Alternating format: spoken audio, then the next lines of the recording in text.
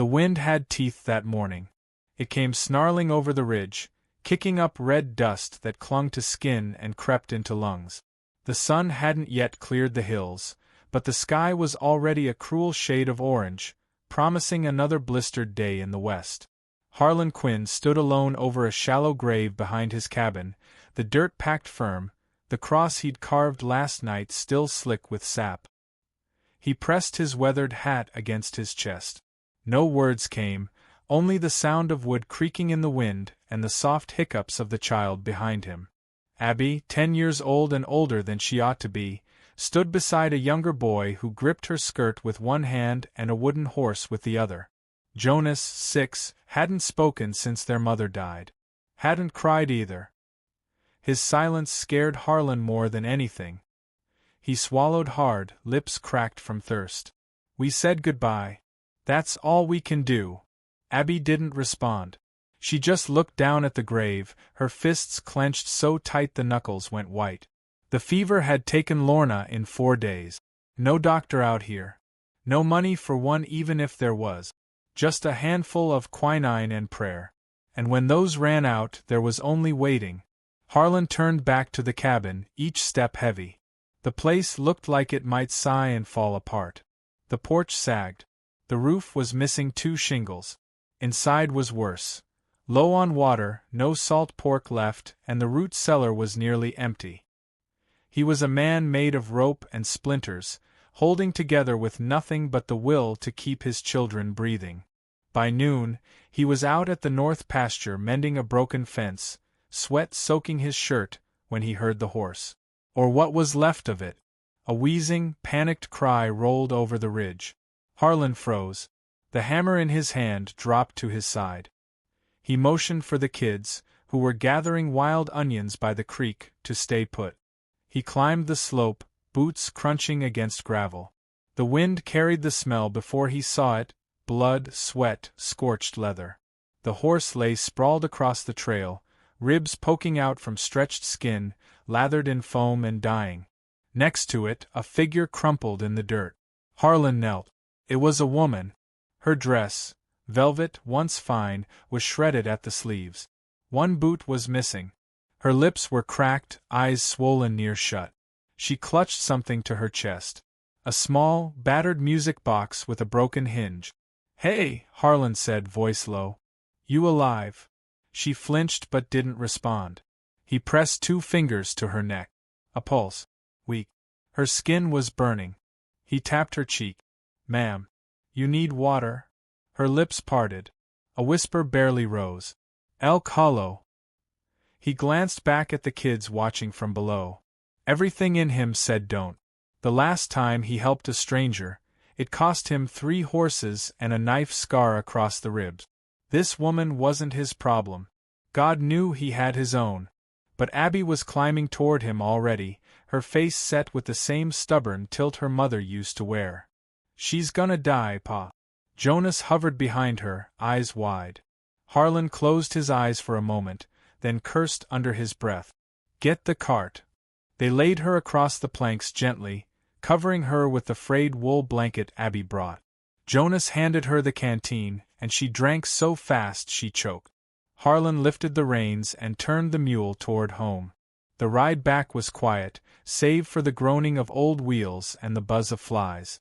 The woman faded in and out, her head rolling against the cart. Once, she grabbed Harlan's sleeve and whispered again, "They're coming." He didn't ask who. The prairie opened up wide behind them, unbroken except for the swaying golden brush and heat rippling in the distance. But halfway home, Harlan felt it, the sensation of eyes. He twisted in his seat. There, on the crest of a far-off hill, 3 riders sat still as fence posts. Watching. Harlan squinted. One of them raised something shiny, caught the sun like a signal. A pocket watch. His gut clenched. That kind of calm meant trouble. Harlan knew trouble when it wore a smile and held back its bullet. He said nothing, just flicked the reins and moved faster. Back at the cabin, they cleared the table and laid the woman down. Abby fetched cool cloth. Harlan mixed what medicine he could from old supplies, mostly vinegar and powdered bark. It wouldn't do much, but maybe it would help her sweat out the worst of it. Jonas hovered by the foot of the table. Is she gonna die too? Harlan didn't have an answer. He didn't lie to his children. I don't know, son. The woman began to stir again around dusk. She blinked at the rafters, then turned toward Harlan, her voice barely audible. They think I'm dead. Who does? He asked. She looked past him, eyes wild. Men who bury people alive. That night, Harlan sat by the window with his rifle across his lap, staring out into the darkness. The riders hadn't followed. Not yet. Abby lay beside the woman, her small hand curled over the edge of the blanket. Jonas snored softly in the corner. For a brief moment, the silence was gentle, like the kind they used to have after supper, before the sickness, before graves. Then the wind shifted. Something in it changed. Footstep. Slow. Measured. Harlan stood, rifle raised. A shadow passed the edge of the porch. He waited. The door creaked slightly. A boot against the floorboard. And then nothing. He stepped outside, weapon ready. The yard was empty. No sound. No figures. Just the moonlight painting long lines across the earth. Then he saw it. At the edge of the steps, pressed into the dirt, a boot print. Fresh. Deeper than his own. Someone had come and gone. He didn't sleep that night. Come morning, the woman had a little color in her cheek. Abby was washing her face with a rag soaked in peppermint tea. Jonas had set the music box beside her head. She looked at them all with clear eyes for the first time. You saved me, she said. Harlan didn't answer. He just nodded once. Her name, she told them, was Eleanor Caldwell. And though she smiled at the children, Harlan could see it behind her eyes, the same thing he saw in the mirror some days. A person on the run from something that wouldn't stop chasing. The war might have ended for most folks, but for people like them, it never really did. And that, he realized, was the beginning of everything he didn't yet understand. Eleanor Caldwell lay motionless for the better part of 2 days, caught in the throes of fevered dreams. Her skin burned beneath the wet cloth Abby kept pressed to her brow, and her breath came in shallow bursts like someone drowning in dry air. Harlan didn't like it, didn't like strangers, didn't like mystery, and sure as hell didn't like uncertainty. But he couldn't ignore the way Jonas sat beside her, watching her chest rise and fall as if her survival somehow proved something about their own. By the third morning, she opened her eyes. The first thing Eleanor saw was the rough-hewn ceiling of Harlan Quinn's cabin. The second was Abby's face, hovering above her with a damp rag in one hand and a battered tin cup in the other. Drink this, Abby whispered. Eleanor blinked slowly, confusion deep in her gaze. Where am I? Our cabin. Pa found you half dead in the gulch. Abby slid the cup between Eleanor's lips. Don't talk too much. Just sip. She obeyed. The water tasted of tin and dust, but it eased the fire in her throat. Jonas peeked out from behind the wood stove, eyes wide. He clutched a whittled toy horse, chewing one corner of his shirt. Harlan stood in the corner with his arms crossed, face like weathered stone. You've been unconscious for days, he said. Name? Eleanor swallowed, then answered hoarsely, Eleanor. Caldwell. Harlan didn't react, but something flickered in his eyes. He'd heard that name before, back east in a saloon whisper or on a stagecoach rider's tongue. But he said nothing. Names meant trouble more often than not. Where were you headed? He asked. She hesitated, eyes darting between the children. Elk Hollow. I needed to get there. Before they caught me. Who's they? She looked away, focusing on the low beam above her. I'm not sure who exactly. But I know what they want. Harlan grunted, turning to stoke the stove. He wasn't the kind to press a wounded animal, but he kept his ears sharp. Whatever trouble Eleanor brought, it hadn't died on the trail. It had only paused to catch its breath. As the hours passed, Eleanor's strength returned in slivers. Abby never left her side, tending her like a nurse trained by hardship. Jonas remained shy, though he brought Eleanor a bowl of stew one evening and muttered, "It's not too bad when Pa doesn't burn it." She smiled, cracked lips curling. Thank you, Jonas. He didn't respond, but the next morning, he left the music box on the table beside her, its broken lid trembling with every footfall on the cabin floor. Harlan watched the exchange and said nothing.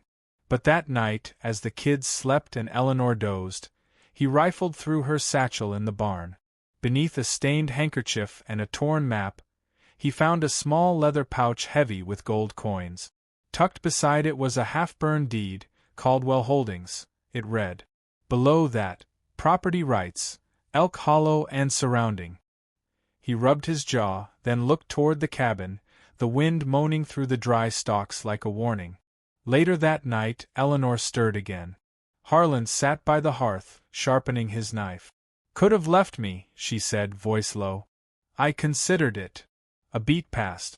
She smiled faintly. Why didn't you? He didn't answer at first. Then, my girl asked me to save you.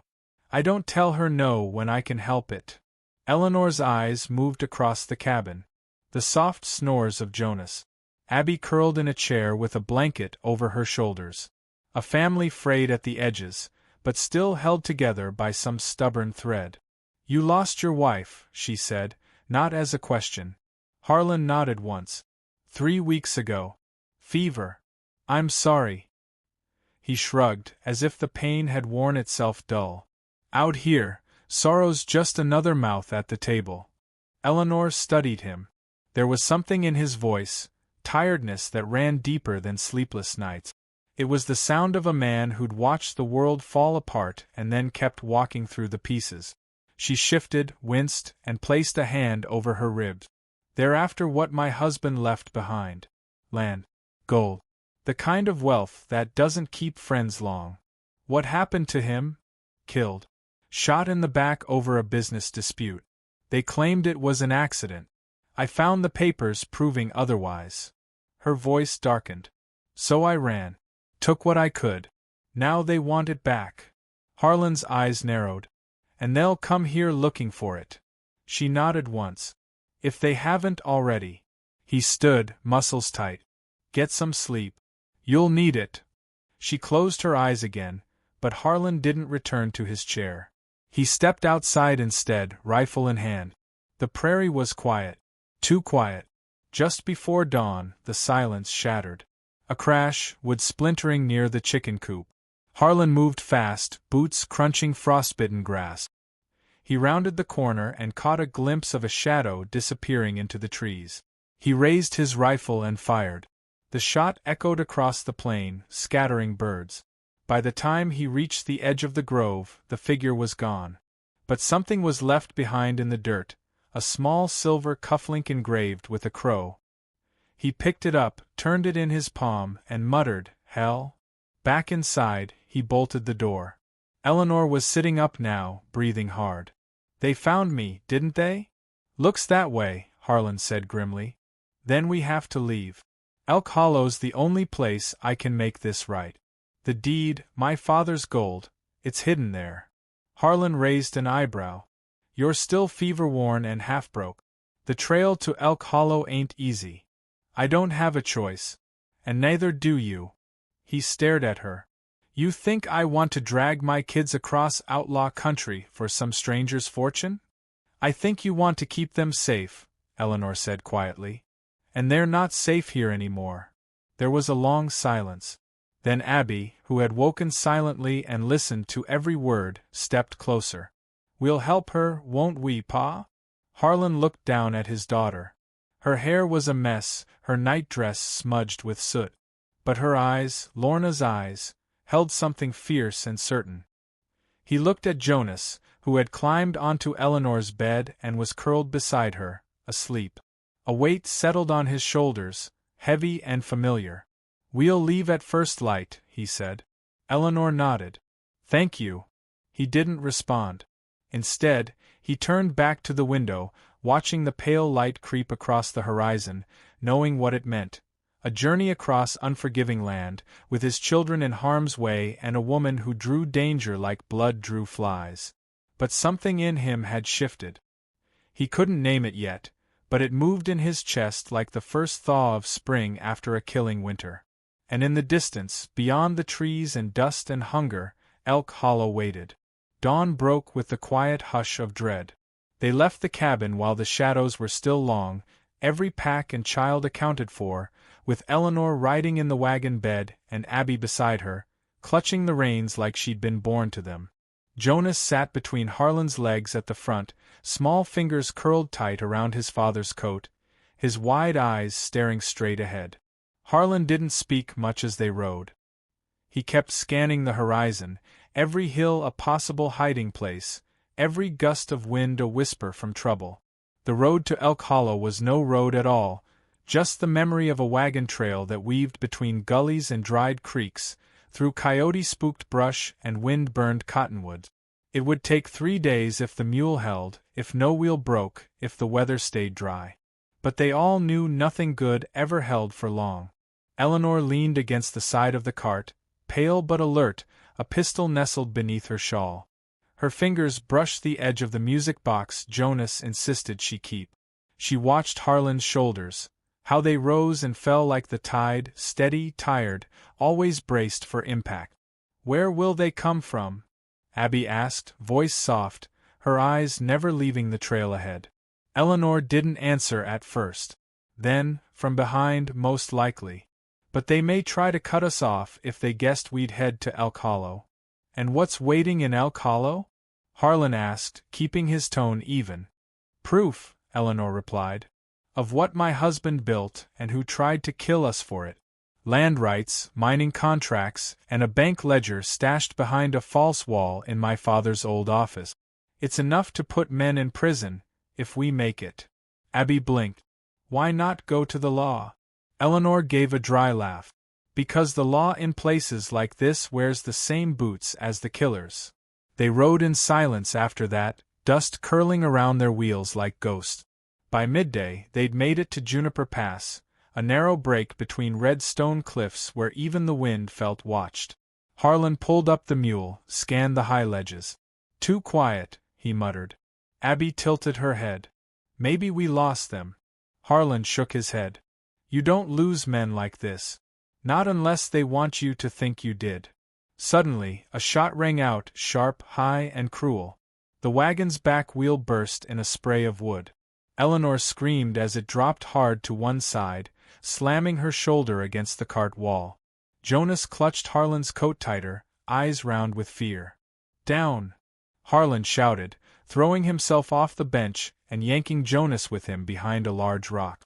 Abby scrambled to the ground, dragging Eleanor with her as more shots echoed from the cliffs. They were pinned. Abby crawled on her belly toward her father, panic flashing across her face. "Pa, what do we do?" He met her eyes, his calm the kind that only came from too many years of knowing death by name. "We fight smart. And we move fast." Eleanor pulled the pistol from beneath her shawl. "There are at least 3 of them," she said, teeth clenched against the pain in her shoulder. "I saw one on the left ridge, another straight ahead. The third's covering the escape path." Harlan nodded. "I'll draw fire to the left. Abby, stay low. When I signal, take Jonas and cut behind the wagon. Use the brush as cover." "And me?"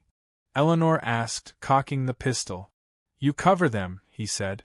"But if they get close, you shoot to kill." She gave a grim nod. The next moments blurred with adrenaline. Harlan sprinted toward the left ridge, firing into the rocks to force the sniper back. Abby grabbed Jonas, ducking behind the splintered wagon, her heart pounding so loud she couldn't hear the gunfire over it. Eleanor limped after them, turning at every shot, squeezing the trigger with more instinct than aim. Dust exploded near Abby's feet as a bullet tore into the ground. Jonas fell hard, scraping his knees, but didn't cry out, just clung to her like a second skin. She pulled him behind a fallen log. Then silence. A strange, ringing silence. Eleanor's hand shook as she steadied her pistol, watching the cliff above. Something moved. A shadow, a glint of metal. She fired. A grunt echoed down, followed by the thud of a body hitting the rocks. Then 2 more shots cracked out, Harlan's. 1, 2. A pause. Then a third, different caliber. A scream. And nothing else. 10 minutes later, Harlan stumbled down the trail, a bloody gash across his forearm but a steel glint in his eyes. "Two dead," he said. "Third one ran." Abby looked at Eleanor. "They're not going to stop, are they?" "No," Eleanor said. "But we made them bleed. And that buys us time." They set up camp that night in a dried-out wash surrounded by boulders. Harlan tied a line of broken tin cans around the perimeter, a makeshift alarm. Jonas curled beside Abby, clutching her arm, while Harlan cleaned his wound and Eleanor wrapped her shoulder. "Where'd you learn to shoot?" Harlan asked her quietly. "My father. He said rich women don't live long unless they learn how to act poor and fight like devils. He sounds like a smart man. He died screaming." Her voice was like iron cooled in ash. "They didn't just want the land. They wanted the power that came with it." "What kind of power?" Eleanor hesitated. "Railroad access, silver veins, control over where the new state lines are drawn. Elk Hollow isn't just dirt, it's future. My husband never understood how dangerous that made us." Harlan nodded slowly. "Men kill for less." She looked at him then. Really looked. "Why are you helping me, Harlan?" He didn't answer right away.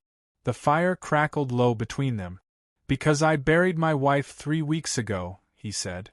"And I didn't know who I was without her. I thought maybe I was finished. Just trying to keep my kids alive long enough to grow bitter." She watched him, breath caught. "But then you came along," he continued. "And they looked at you like you were someone worth fighting for. And I remembered what that felt like." Eleanor looked down. The music box lay beside her again, open. The broken hinge creaked faintly in the wind, a soft lullaby barely clinging to tune. "Thank you," she whispered. He gave a small nod. "Get some rest. We ride at first light." The second day passed in tense silence, the path narrowing as the terrain turned meaner. Rocky, steep, jagged in places like the land itself wanted to bite. Around midday, a dust storm loomed on the horizon, low and fast, like a pack of wolves with wind in their throat. Harlan pulled the wagon into a narrow cave cut into the side of the hills. Inside, the air was cool and close. The storm hit minutes later, roaring past the entrance like a demon. While they waited, Eleanor told stories. To keep the children calm, she said. Tales of her childhood, of wild horses and river crossings, of her father's sharp wit and her mother's soft lullabies. Abby listened like a sponge, soaking up the past. Jonas fell asleep against her side. But Harlan didn't listen to stories. He listened to the wind, to the storm's timing. It was too convenient, almost like a trap being sprung behind them. When the storm passed, he found fresh hoofprints outside the cave. That night they took no fire, no sleep, just silence, and the shared weight of fear passed between them like a brittle bone. The final day was the hardest. The trail to Elk Hollow crested high through the Devil's Backbone, a ridge road with sheer drops on both sides and switchbacks that could break a wagon if you blinked wrong. They moved slowly, the mule protesting every inch. Eleanor walked beside the cart, limp growing worse. Abby sat beside Jonas, holding him close, whispering stories Eleanor had told. And then, just as the sun hit its peak, they saw it. Elk Hollow. A dusty cluster of buildings nestled in a shallow basin, surrounded by pine and promise. Smoke curled from the chimneys. A church bell rang somewhere far off. They'd made it. Almost. But Harlan stopped cold, raising a hand. Riders. 6 of them. Already waiting at the edge of town. Eleanor paled. "That's Morgan. My husband's former partner." "What now?"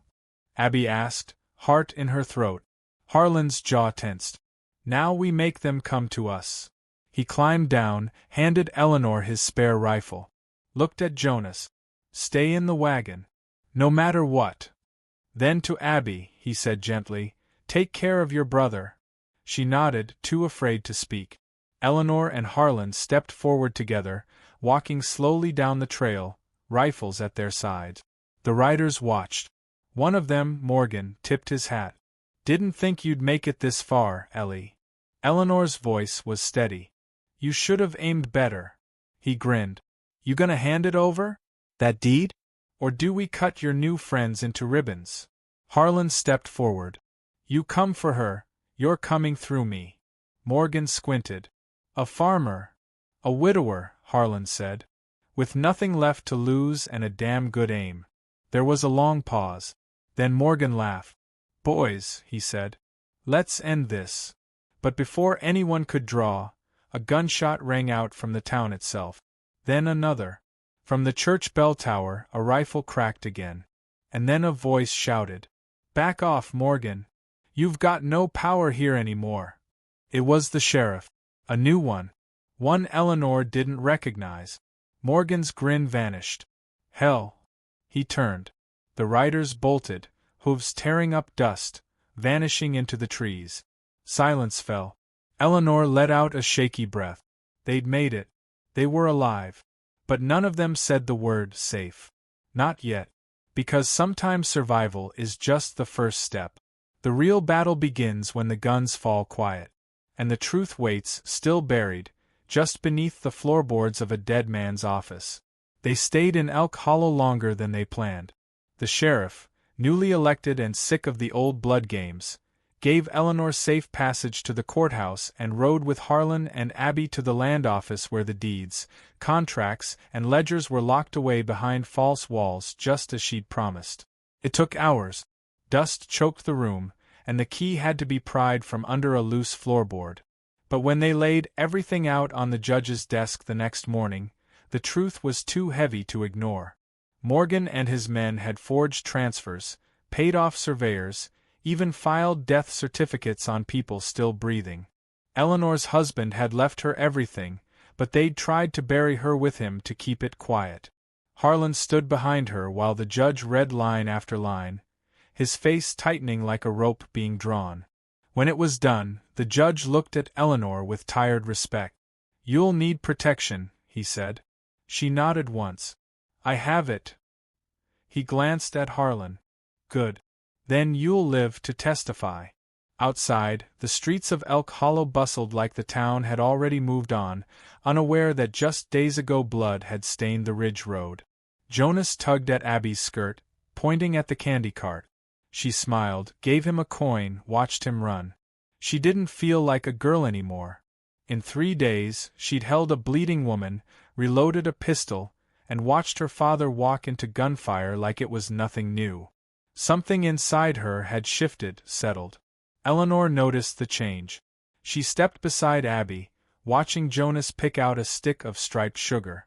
You saved your brother, she said. And me. Abby didn't know how to answer, so she just nodded.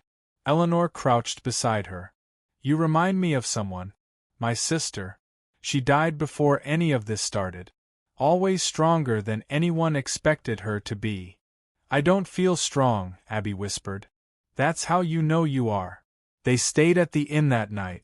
One room, thin walls, the smell of cooked beans seeping through the floorboards. Harlan sat at the edge of the bed, shoulders heavy. Eleanor stood by the window, looking out at the moonlight, fingers on the music box that never quite played right. He spoke softly. We'll ride back in a few days. Let the kids rest. She turned, brow furrowed. You don't have to go back to that cabin. It's home. It's where you were surviving. Not living. The silence stretched. Come with me, she said finally. To St. Louis. I'll have a claim to my father's estate. There'll be hearings, signatures. The children could go to school. You could breathe. Harlan looked at her like she'd just offered him water in the desert. But he didn't move. I don't belong in cities. You don't belong in that grief, either. He met her gaze. That grief is all I've had. Not anymore. The next morning, the sheriff arrested Morgan at a saloon just past dawn. He didn't go quietly. 2 deputies were shot, 1 wounded in the leg. Harlan, standing outside the blacksmith's, heard the commotion and reached for his rifle. But by the time he got there, it was over. Morgan spat blood onto the floor and looked right at him. This ain't over. But it was. The judge ordered Eleanor's documents filed immediately. Within 2 weeks, she was listed again as sole inheritor of the Carrington estate, over 700 acres of mixed ranchland, mine shares, and something else no one talked about yet: access to the new eastbound rail line being surveyed just 30 miles south. Suddenly, everyone remembered how polite they used to be. But Eleanor didn't forget. She held press charges where they mattered. Not out of revenge, but because she had nearly died, and no one who'd watched her burn was going to sleep easy now. One evening, on the edge of town, she found Harlan fixing a broken harness strap. The children were nearby, Jonas chasing moths, Abby polishing the barrel of the rifle like she meant to keep it. Eleanor sat beside him on the bench. "I could use someone who knows how to fix things," she said. He didn't look at her. "I mean it. I've got people with ink on their fingers and contracts in their teeth. But not one soul who understands what it means to hold something together when it's coming apart." He glanced at her hands, soft, but now worn at the knuckles. "You're not who you were when we found you. And you're not the man who buried his heart in a field." He smiled faintly. "You always talk like that?" She shrugged. "Only when it matters." That night, Harlan told the children. Abby didn't cry. She nodded like she'd already known. Jonas asked if he could bring his blanket. Harlan told him yes. By the time the train left Elk Hollow, the sky was bruised with mourning. The whistle shrieked, steam curling over the tracks like ghosts being exorcised. Eleanor wore her late husband's coat, too long in the sleeves, but suited her. Harlan stood beside her, eyes fixed ahead. Abby leaned against the window with Jonas asleep in her lap. They didn't speak for the first hour. But they didn't need to. Sometimes, what changes a life isn't a choice. It's a collision. A moment where strangers find themselves in the same story and realize, somehow, they've been part of it all along. As the planes rolled past, and the mountains faded behind them, Eleanor reached into her satchel and pulled out the music box. She wound it gently, set it on the table between them. This time it played. Not perfect, not whole, but enough. And Harlan listened, eyes closed, hand resting beside hers, as the notes carried them forward into something neither of them could yet name. Not safety, not peace, but something like a beginning,